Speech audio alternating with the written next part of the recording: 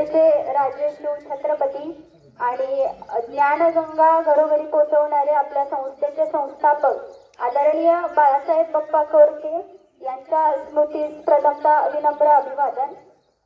आदरणीय व्यासपीठावर उपस्थित सर्व मान्यवर, माझ्या गावातील बंधू भगिनी आणि येथील विद्यार्थी सर्वांना सर्वप्रथम 15 ऑगस्ट स्वातंत्र्य दिनाच्या हार्दिक शुभेच्छा।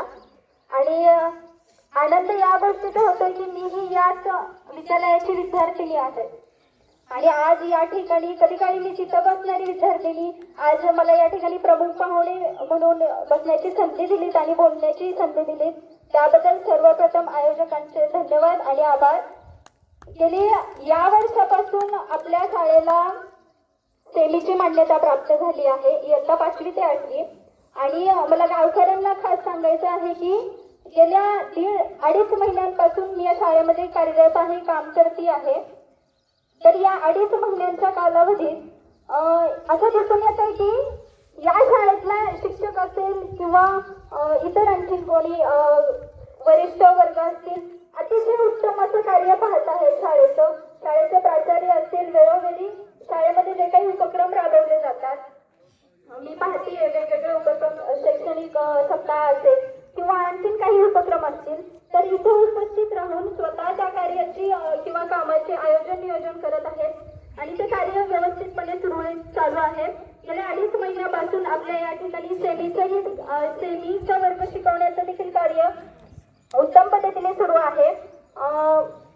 फक्त एका गोष्टीची खंत वाटते की शेतामध्ये आपण जर का मजूर कामाला लावले आपल्या तर आपण रोजच्या रोज तिथे उपस्थित राहून ते काम पूर्ण करून घेतो, बरोबर आहे।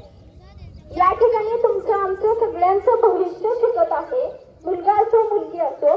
तर मला असं वाटतं की पालकांचीही तितकीच जबाबदारी आहे की आपण त्या ठिकाणी स्वतः उपस्थित राहून त्या पाल्याचे लक्ष द्यायचं आहे। शाळेमध्ये मग त्याच्यासाठी पालक सभा आयोजित केली पाहिजे का?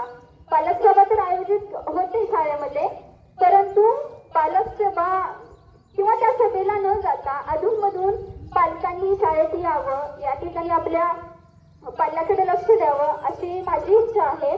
आणि गेल्या 2.5 महिन्यामध्ये आपल्या शाळेला शिक्षण अधिकारी असतील, जिल्हा शिक्षण अधिकारी असतील, वेगवेगळ्या अधिकाऱ्यांच्या 3 व्हिजिट झालेल्या आहेत आणि या 3ही व्हिजिटमध्ये आपल्याला उत्तम असा ग्रेड प्राप्त झालेला आहे।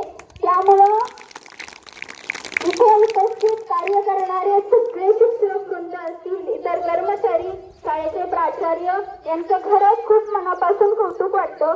इथं शिकवत असताना ॲज अ टीचर मी कमी काम करते, पण ॲज अ पालक किंवा पॅरेंट्स म्हणून मी जास्त काम पाहते, कारण ही माझ्या गावातली मुलं आहेत, माझ्या घरातली मुलं आहेत, त्यांचा सर्वांगीण विकास होणं हे खूप महत्त्वाचं आहे। त्यामुळं आणि याच वर्षी आपल्या ज्युनियर कॉलेजला देखील अनुदान प्राप्त झालेलं आहे। खरं तर कौतुक वाटतं सर, 16-17 वर्ष विनाअनुदानित पदावरती निस्वार्थपणे काम करणारी ही जी ज्युनियर कॉलेजची सगळे शिक्षक वृंद आहेत, अगदी निस्वार्थपणे आपलं घरदार सोडून आपल्या मुलांबाळांसाठी इथे येऊन काम करतायत, याचा खरं तर खूप अभिमान वाटतो। एका जोरदार टाळ्या या सगळ्या शिक्षकांसाठी, कारण अहोरात्र हे तुमच्यासाठी झटतायत, आमच्यासाठी झटतायत।